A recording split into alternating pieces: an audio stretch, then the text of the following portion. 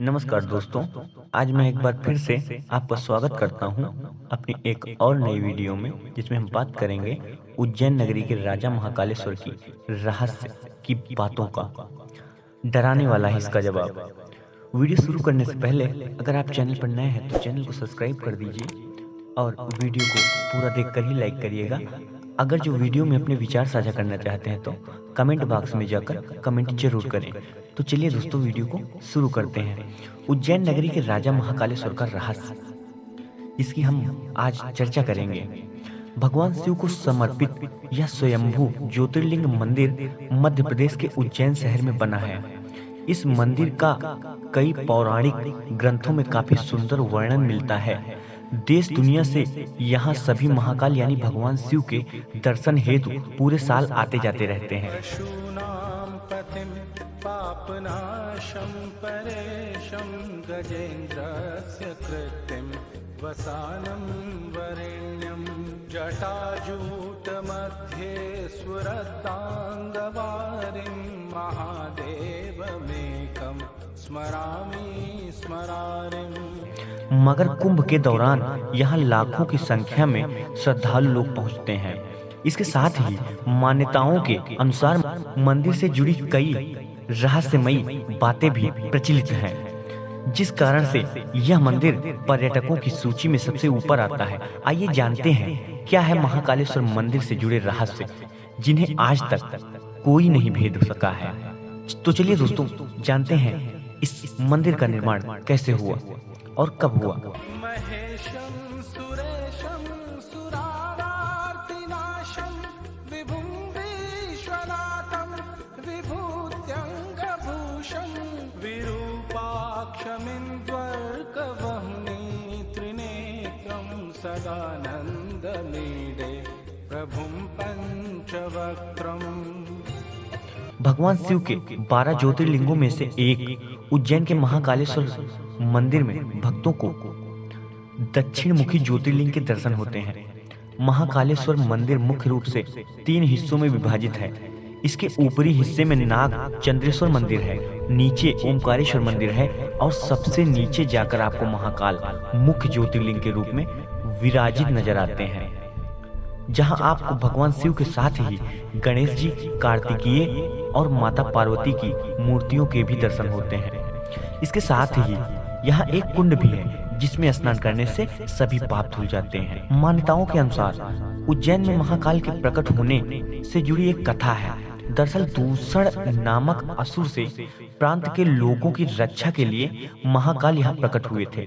फिर जब दूसर का वध करने के बाद भक्तों ने शिवजी से उज्जैन में ही वास करने की प्रार्थना की, तो भगवान शिव यानी महाकाल ज्योतिर्लिंग के रूप में वहीं प्रकट हो जाते हैं।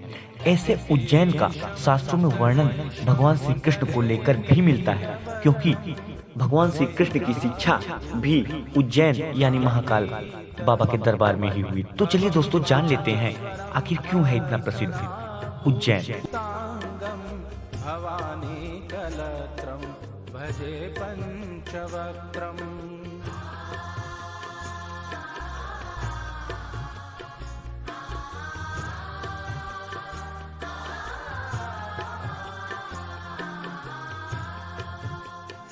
उज्जैन को प्राचीन काल से ही एक धार्मिक नगरी की उपाधि प्राप्त है। आज भी यहाँ भारी संख्या में दर्शन के लिए भक्त आते हैं। दरअसल भगवान महाकाल की भस्म आरती के दुर्लभ पलों का साक्षी बनने का ऐसा सुनहरा अवसर और कहीं प्राप्त ही नहीं होता। ऐसा माना जाता है कि जो इस आरती में शामिल हो जाए उसके सभी कष्ट दूर हो जाते हैं। इसके बिना आपके दर्शन पूरे भी नहीं माने जाते।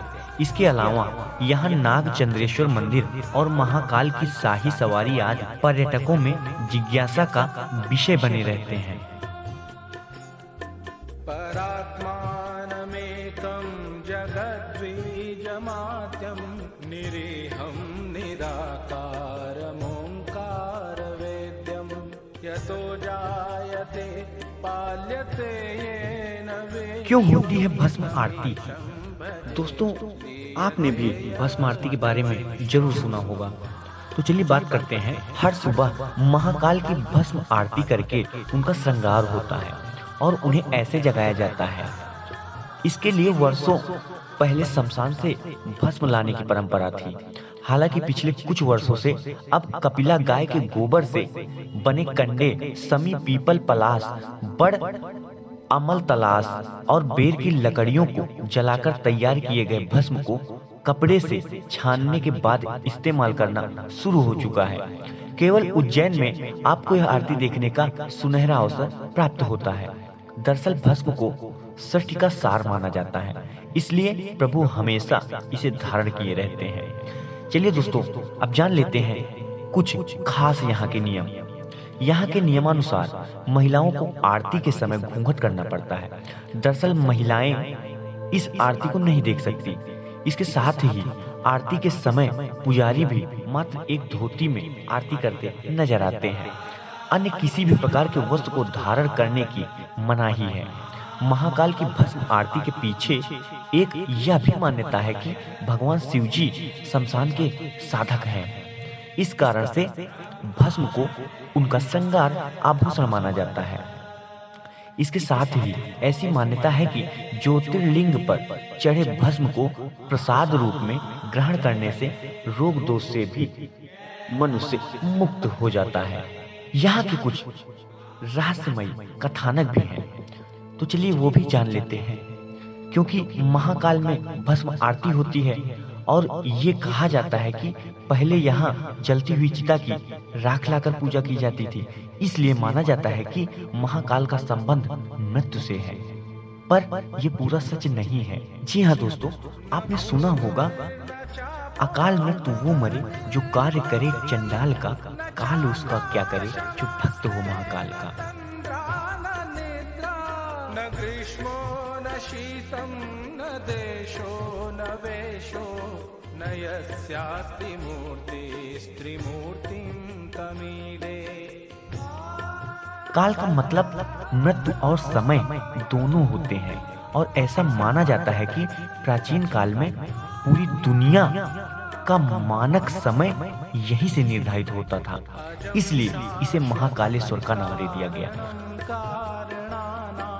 शिवं केवलं भास्कं भास्कानां तुरीयं तमः पारमाद्यन्तहीनं प्रपद्ये परं पावनं द्वैतं। दूसरा कारण भी काल से ही जुड़ा हुआ था। महाकाल का शिवलिंग तब प्रकट हुआ था जब एक राक्षस को मारना था। भगवान शिव उस राक्षस का काल बनकर आए थे और साथ ही साथ अवंती नगरी यानी कि उज्जैन के वासियों के आग्रह पर महाकाल यहीं स्थापित हो गए थे। ये समय यानी काल के अंत तक यहीं रहेंगे, इसलिए भी इन्हें महाकाल कहा जाने लगा। साथ ही दोस्तों, आप लोगों को एक बात और बता दें कि महाकाल की नगरी यानी उज्जैन में कोई भी मंत्री मिनिस्टर रात्रि में विश्राम नहीं करते, क्योंकि उज्जैन के राजा तो सिर्फ देव के देव महादेव ही हैं। यदि वहां किसी मंत्री या मुख्यमंत्री ने रात्रि में विश्राम करने की कोशिश की तो उसका नतीजा बहुत बुरा हो सकता है। या तो उनकी सरकार दूसरे दिन नहीं रहेगी या तो वो खुद। ऐसी है उज्जैन के राजा की कहानी। जय महाकालेश्वर।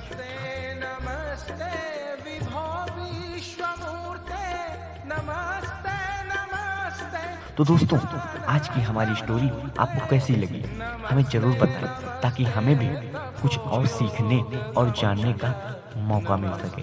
धन्यवाद। श्रुति ज्ञान